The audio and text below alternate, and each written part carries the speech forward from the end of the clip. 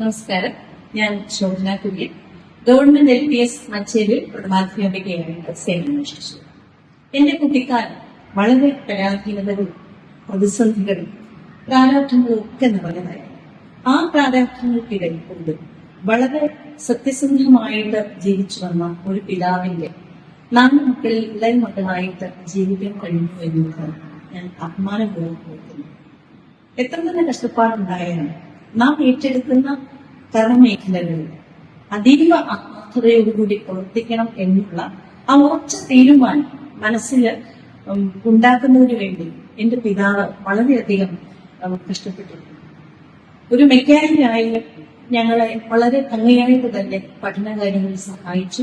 വിദ്യാർത്ഥിയായിരിക്കുന്ന സമയം മുതൽ തന്നെ ഏറ്റെടുക്കുന്ന ജോലികൾ പരിപൂർണ വിജയത്തിലെത്തിക്കാൻ അങ്ങേയറ്റം പരിശ്രമിച്ചു. ഒരു അധ്യാപികയാകണം എന്നുള്ള അകമഴിഞ്ഞ ഒരു അഭിമാനം കാരണം ഞാൻ വീടുകളിൽ കാലഘട്ടം മുതൽ തന്നെ മറ്റുള്ള വീടുകളിൽ ട്യൂഷൻ എടുത്തുകൊണ്ട് ആ പണം ഉപയോഗിച്ചുകൊണ്ട് എന്റെ ബിരുദവും ബിരുദാനന്തര ബിരുദവും എന്റെ അധ്യാപക പരിശീലന കാലഘട്ടവും വളരെ വിജയപൂർവ്വം ഞാൻ ഏറ്റെടുത്തു. അധ്യാപിക എന്ന് പറയുന്നത് കേവലം ഒരു ജോലിയല്ല, അതിന് അപ്പുറം ധാരാളം മൂല്യങ്ങൾ കുഞ്ഞുങ്ങളിലേക്ക് ആഴത്തിൽ പതിപ്പിക്കുക നമുക്ക് സാധിക്കും. പാഠപുസ്തകത്തിന് പുറമെ ആർജിക്കാവുന്ന ധാരാളം കാര്യങ്ങൾ ഒരു അധ്യാപിക എന്ന നിലയിൽ നമുക്ക് കുഞ്ഞുങ്ങളിലേക്ക് കൊടുക്കാൻ സാധിക്കും. കുഞ്ഞുങ്ങളുടെ മനസ്സിന് ഇടം നേടുക, അതാണ് ഒരു അധ്യാപികയ്ക്ക് ലഭിക്കുന്ന ഏറ്റവും വലിയ അവാർഡ് എന്ന് പറയുന്നത്. കുട്ടികളെ സ്നേഹിക്കുന്നതിലൂടെ രക്ഷിതാക്കളിലേക്ക് ഒരു ഇഴയെടുപ്പ് നമുക്ക് ഉണ്ടാക്കിയെടുക്കാൻ സാധിക്കും. അതിലൂടെ സമൂഹത്തില് നമുക്ക് ധാരാളം പ്രവർത്തനങ്ങളിലേക്ക് ഇടപെടാൻ സാധിക്കും. ഞാൻ അധ്യാപക കാലഘട്ടമായിരുന്ന സമയത്ത് സ്റ്റുഡന്റ് പോലീസ് കേഡറ്റിന്റെ ഒരു CPO ആയിരുന്നു. ആ സമയത്ത് എനിക്ക് ധാരാളം സമൂഹത്തിലേക്ക് ഇറങ്ങി അവരിൽ ഒരാളായിട്ട് പ്രവർത്തിക്കാൻ എനിക്ക് സാധിച്ചു. കോവിഡ് കാലഘട്ടത്തിലെല്ലാം ഞാൻ ആരോഗ്യ പ്രവർത്തകരുടെ കൂടെ ആ അത്രയും നാള് സമൂഹത്തിൽ തന്നെയായിരുന്നു. ഇങ്ങനെ ഒരുപാട് മാറ്റങ്ങൾ നമ്മളിൽ അറിയാതെ തന്നെ സമൂഹത്തിന് ഉണ്ടാക്കിയെടുക്കാൻ നമുക്ക് സാധിക്കും.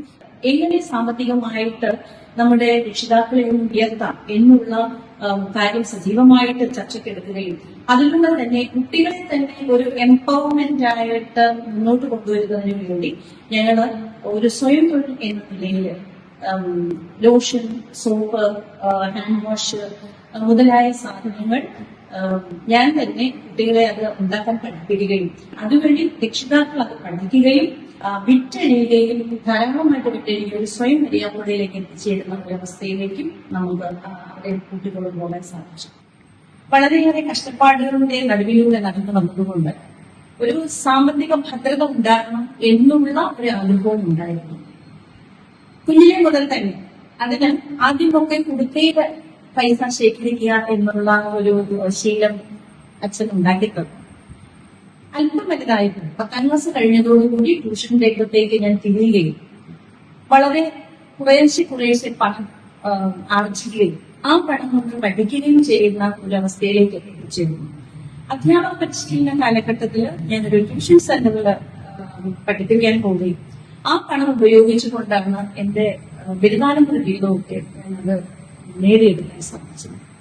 വളരെയധികം എന്റെ പരിശ്രമത്തോടുകൂടി എന്റെ ഉള്ളിൽ എനിക്കൊരു ജോലി ലഭിച്ചേ മതിയാവും എന്ന് അടങ്ങാനാകാത്ത ഒരു ആഗ്രഹം അല്ലെങ്കിൽ ഒരു അത്യാഗ്രഹം തന്നെയാണ് എന്നെ PSC വഴി ഈ ഒരു ജോലിയിലേക്ക് എന്നെ ആക്കിത്തീർക്കുക. നമ്മൾ ഏതൊരു കാര്യവും അതിതീവ്രമായിട്ട് ആഗ്രഹിച്ചു കഴിഞ്ഞാൽ നമുക്കത് കയ്യെത്തി പിടിക്കാവുന്നതാണ്.